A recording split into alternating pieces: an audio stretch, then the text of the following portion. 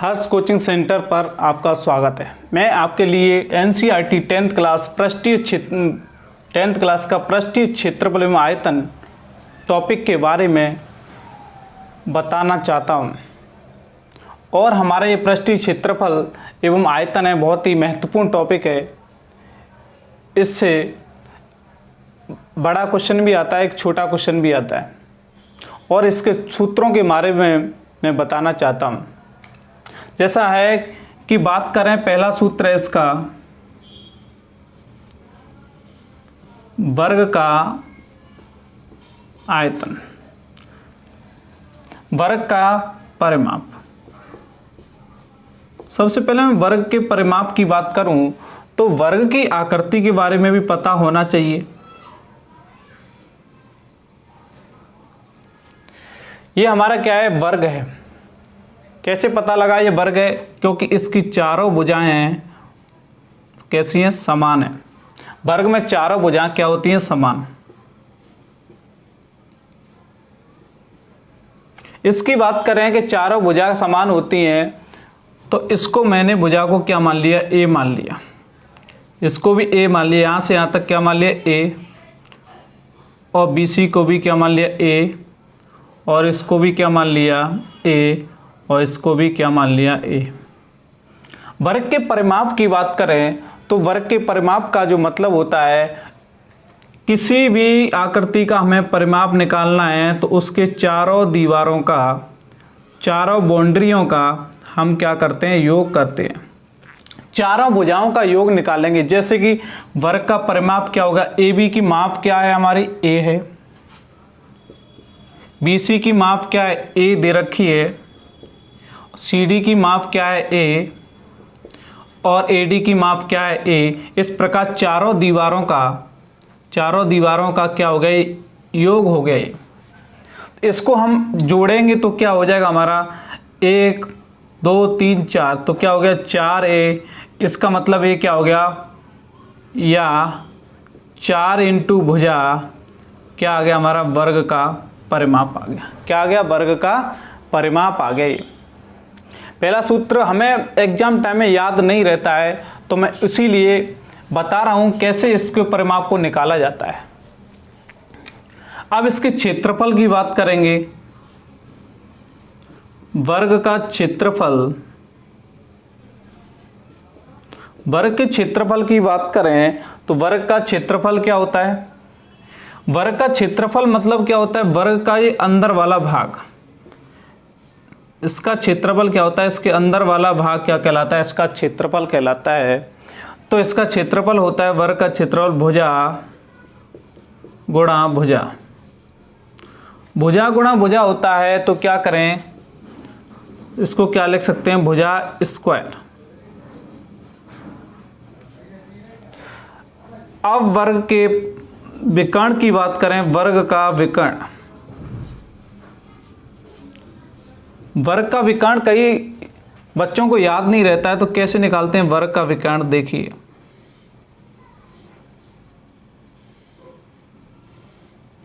जैसे हमारा ये वर्ग दे रखा है ABCD नाम का, इसकी भुजा ए मानी है, इसकी भी ए मानी है, इसको भी ए माना है, इसको भी ए माना है। तो विकर्ण का मतलब क्या होता है, एक शीर्ष से एक कोने से दूसरे कोने को मिलाते हैं तो हमें क्या मिलता है, विकर्ण।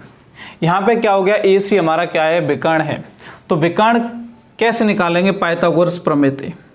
कैसे निकालेंगे, पाइथागोरस प्रमेय से निकालेंगे। क्योंकि इसमें क्या है, 90 डिग्री का कोण दिया हुआ है। क्योंकि वर्ग का प्रत्येक कोण क्या होता है, समकोण होता है। और वर्ग के विकर्ण क्या होते हैं, बराबर होते हैं। जैसे AC विकर्ण है, उसके समान कौन सा है, BD विकर्ण भी है। हमें क्या निकालना है, AC विकर्ण निकालना है। कौन सा विकर्ण निकालना है, AC विकर्ण कैसे निकालेंगे, क्योंकि ये आधार हो गया, ये लंब हो गया, ये क्या हो गई, हमारी कर्ण हो गई। क्या हो गई, कर्ण। तो पाइथागोरस प्रमेय से तुमने पढ़ा ही होगा, पाइथागोरस प्रमेय पढ़ा होगा, पाइथागोरस प्रमेय।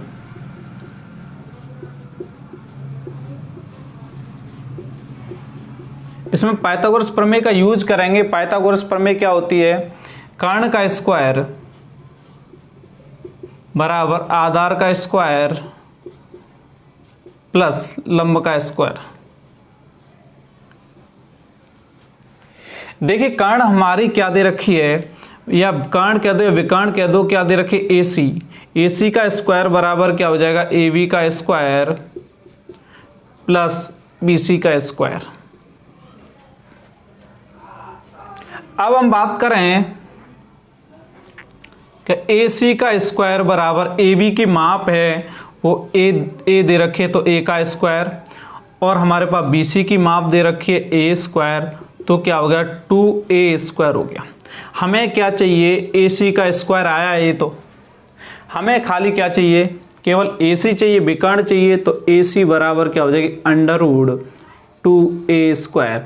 अब क्या होगा, √2 पे तो अंडर रूट रहेगा, लेकिन A पे स्क्वायर लगा हुआ है इसलिए रूट हट जाएगा, तो क्या हो गया √2A, या हम इसको लिख सकते हैं √2 इंटू भुजा, या क्या लिख सकते हैं भुजा √2। तो वर्ग के विकर्ण को हमने कैसे निकाला, ये मैंने पाइथागोरस प्रमेय का यूज करके आपको बताया है यहाँ पे। तो हम लिख सकते हैं वर्ग का विकर्ण है वो क्या हो गया भुजा √2, भुजा √2। वर्ग के बारे में ये तीनों फॉर्मूला है वो हमारे पास आ गए। अब हमें वर्ग का परिमाप दिया हो तो भुजा कैसे निकालेंगे, तो वर्ग की भुजा कैसे निकालेंगे, वर्ग की भुजा कैसे निकालेंगे, यदि परिमाप दिया हो तो परिमाप बटे 4। ये हमारे पास क्या है, वर्ग की भुजा निकालने का सूत्र है। वर्ग की भुजा कैसे निकालेंगे, परिमाप बटे 4। देखिए मित्रों अगले की हम बात करें, दूसरे नंबर पे आता है आयत। आयत की बात करें तो आयत की आकृति हमारी इस प्रकार होती है। आयत की आकृति, पहले हम आयत के बारे में विस्तृत चर्चा करते हैं। आयत में आमने सामने की भुजा बराबर होती है। AB है वो CD के बराबर है और AD है वो BC के बराबर है। और आयत की बात करें तो आयत का प्रत्येक कोण समकोण होता है। आयत का प्रत्येक कोण क्या होता है, समकोण होता है। आयत के विकर्ण बराबर होते हैं। आयत के जो विकर्ण होते हैं वो भी क्या होते हैं, बराबर होते हैं और समद्विभाजित भी करते हैं। आयत का प्रत्येक कोण 90 डिग्री का होता है। आयत के परिमाप की बात करें तो आयत का परिमाप क्या हो जाएगा, आयत का परिमाप, आयत के परिमाप की बात करें तो हमने लंबाई को, ये हमने लंबाई मानी L, लंबाई को क्या मान लिया L, चौड़ाई को हमने क्या माना B। लंबाई का मतलब, L का मतलब हुआ लेंथ और B का मतलब होता है ब्रेथ, ब्रेथ मतलब चौड़ाई। इसी प्रकार मैंने क्या बताया था, आमने सामने की भुजा बराबर होती हैं तो AB का मान है उसके बराबर ही CD का मान भी होगा। इसी प्रकार हमने BC का मान B को माना है, इसी प्रकार AD का मान भी क्या हो जाएगा, B हो जाएगा। इस प्रकार वर्ग के मैंने बताया था किसी भी बहुभुज का यदि हम परिमाप निकालना चाहते हैं तो उसकी चारों भुजाओं का योग करते हैं। उसकी जितनी भी भुजा दे रखी होती हैं उनका हम क्या करते हैं, योग करते हैं, उनको जोड़ते हैं, उनको ऐड करते हैं। तो सबसे पहले मैं क्या करूँगा, इनको जोड़ूंगा। तो AB का देखो, AB plus CD plus AB के बाद क्या आता है, AB के बाद BC plus CD plus AD। अब बताइए AB का मान क्या है L, BC का मान क्या है B, CD का मान क्या है L, इसी प्रकार AD का मान क्या है B। इस प्रकार मुझे बताइए कि 2 तो यहाँ पर L हो गई और 2 ही क्या हो गई, B हो गई। इस प्रकार हमने क्या लिखा, 2 तो L और 2 ही क्या लिख दिया B, 2 तो L और 2 ही क्या लिख दिया हमने B। अब क्या लगे, 2 को कॉमन ले लेते हैं तो क्या होगा L प्लस B। ये हमारा आयत का परिमाप हो गया। आयत के परिमाप का सूत्र क्या बन गया हमारे पास, 2 कोष्टक लंबाई प्लस चौड़ाई, 2 कोष्टक L प्लस B, या हमको कह सकते हैं या 2 कोष्टक लंबाई प्लस चौड़ाई, 2 कोष्टक लंबाई प्लस चौड़ाई। इसी प्रकार हम बात करें आयत के क्षेत्रफल की, आयत के क्षेत्रफल की बात करें तो आयत का क्षेत्रफल क्या होता है, लंबाई गुणा चौड़ाई, L इंटू B, या कह सकते हैं लंबाई गुणा चौड़ाई, लंबाई गुणा चौड़ाई। ये हमारा क्या हो गया, आयत का क्षेत्रफल आ गया। आयत के क्षेत्रफल की हमने बात यहां पर की, लंबाई गुणा चौड़ाई। अब हम इसके विकर्ण की बात करें तो इसका विकर्ण है, हम कैसे निकालेंगे, आयत के हम विकर्ण की बात करें तो यहां पर भी हम पाइथागोरस प्रमेय का यूज करेंगे। जैसे कि हमने यहां पे आयत के विकर्ण की बात करते हैं, पहले हमने वर्ग का विकर्ण निकाला था पाइथागोरस प्रमेय से, उसी प्रकार हम क्या निकालेंगे, आयत का विकर्ण।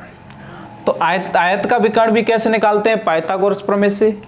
इसमें कोई देरी नहीं लगती, यहाँ पे तो सब कुछ लिखना पड़ेगा। लेकिन देखो ये क्या हो गया, क्योंकि प्रत्येक कोण क्या होगा 90 डिग्री का, तो 90 डिग्री के सामने वाली भुजा क्या मानते हैं इसको, 90 डिग्री सामने वाली भुजा को कर्ण बोला जाता है, कर्ण माना जाता है इसको।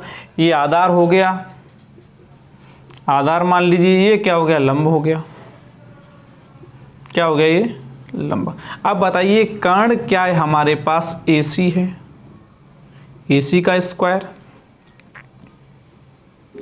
आधार क्या हो गया, AB का स्क्वायर। लंब क्या हो गया, BC का स्क्वायर। अब बताइए कि AB की वैल्यू है, AB का मान है वो क्या है, L स्क्वायर, BC का मान क्या है, B स्क्वायर।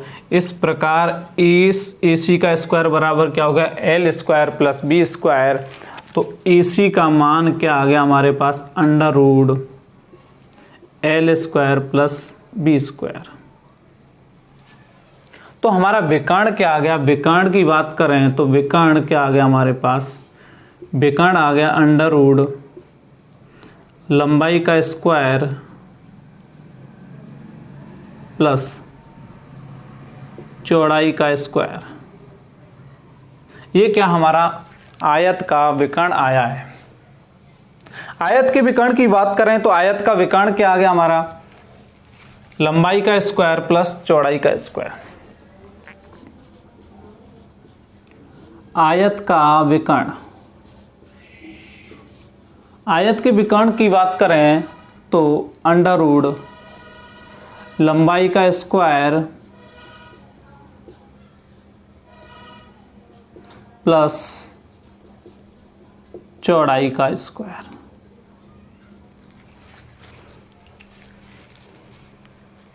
एक और मैं बात करना चाहता हूं इम्पोर्टेंट, जो 8th क्लास में बार बार पूछा जाता है कि द्विविमीय आकृति क्या होती है और त्रिविमीय आकृति क्या होती है।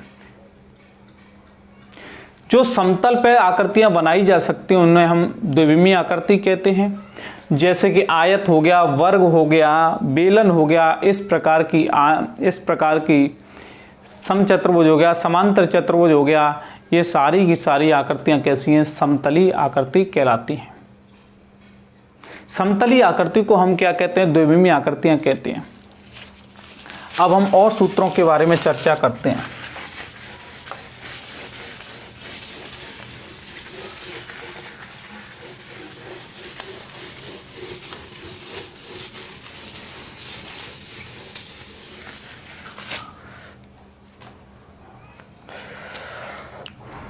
वर्ग की बात हो गई, आयत की बात हो गई। अब मैं किसकी बात करूं? त्रिभुज की बात करता हूं।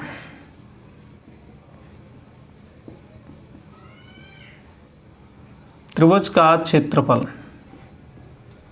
त्रिभुज का क्षेत्रफल क्या होता है? 1/2 आधार इंटू ऊंचाई।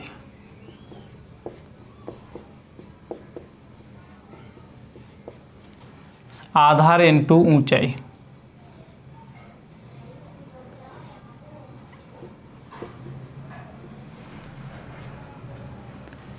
समबाहु त्रिभुज की बात करें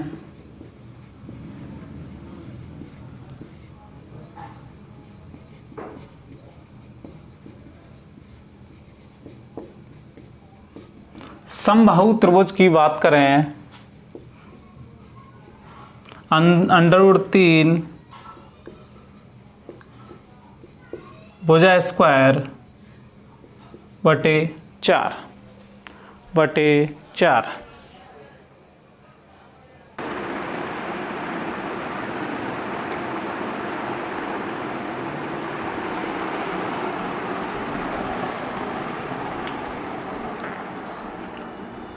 आगे बात करते हैं समबाहु त्रिभुज का क्षेत्रफल क्या होता है? √3/4 भुजा स्क्वायर। ऐसे लिख दो, √3/4 भुजा स्क्वायर इंटू भुजा स्क्वायर।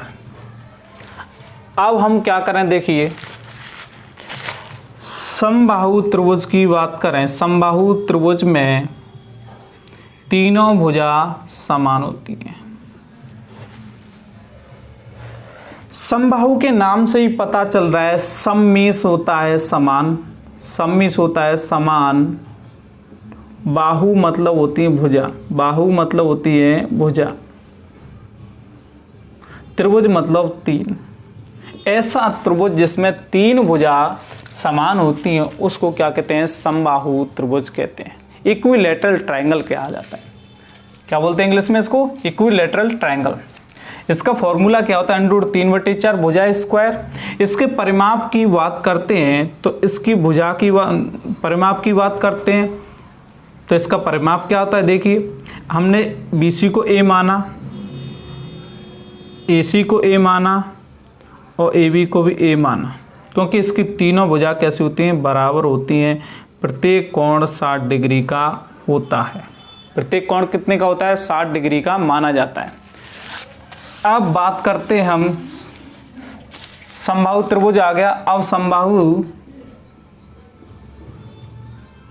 समबाहु त्रिभुज का परिमाप, समबाहु त्रिभुज का परिमाप।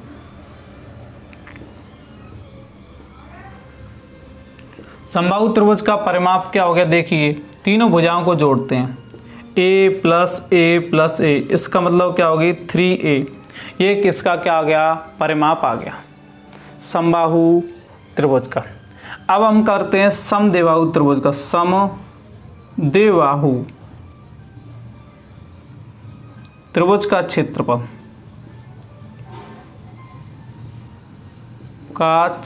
समद्विबाहु त्रिभुज के क्षेत्रफल की बात करें तो देखो, पहले समद्विबाहु त्रिभुज में कैसे पता लगते हैं कि समद्विबाहु त्रिभुज है ये? सममीश क्या हो गया? समान। द्वि मतलब दो, द्वि मतलब कितनी होगी? 2। बाहु मतलब भुजा। ऐसा त्रिभुज जिसमें दो भुजा कैसी हो? समान। दो भुजा कैसी हो? समान। उस त्रिभुज को हम क्या कहते हैं? समद्विबाहु त्रिभुज कहते हैं। समद्विबाहु त्रिभुज के क्षेत्रफल की बात करें, बच्चों को ये ध्यान नहीं रहता अक्सर। समद्विबाहु त्रिभुज की बात करें तो क्या हो गया? B/4 √4A² - B²। B/4 √4A² - B²। तो A की बात करें तो A क्या है इसमें? A क्या दे रखी है? समान भुजा। A क्या दे रखी है? समान भुजा। और B को हमने क्या माना है? असमान भुजा। असमान भुजा माना है। इसी प्रकार इसके हम परिमाप की बात करें, इसके परिमाप की बात करें तो समद्विबाहु त्रिभुज में हमको पता है कि दो भुजा क्या होती हैं, बराबर। जैसे मैंने इसको ए माना तो ये भी ए हो गई, इसको क्या माना, बी, क्योंकि समान भुजा को हमने क्या माना था, ए। इसी प्रकार हम बात करते हैं समद्विबाहु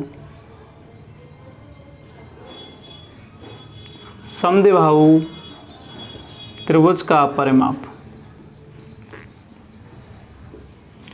क्या हो जाएगा। देखिए दो भुजा तो ए दे रखी है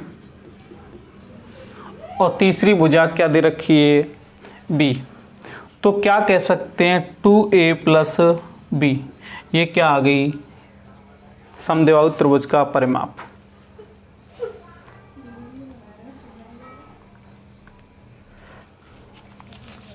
आगे चर्चा बाकी हम नेक्स्ट वीडियो में करेंगे, क्योंकि ज़्यादा से ज़्यादा बड़ी हो जाएगी वीडियो फिर। यदि आप चाहते हैं कि हमारे पसंदीदा टॉपिक हैं ये यूट्यूब चैनल पर लाए जाएं, तो कृपया कमेंट करके बताइए कि कौन सा टॉपिक पढ़ाया जाए आपको। मैं डेली प्रतिदिन एक वीडियो आपके लिए मैं यूट्यूब चैनल पर लाया करूँगा। धन्यवाद। मेरे चैनल को लाइक करें और सब्सक्राइब करें, ज़्यादा से ज़्यादा शेयर करें। धन्यवाद।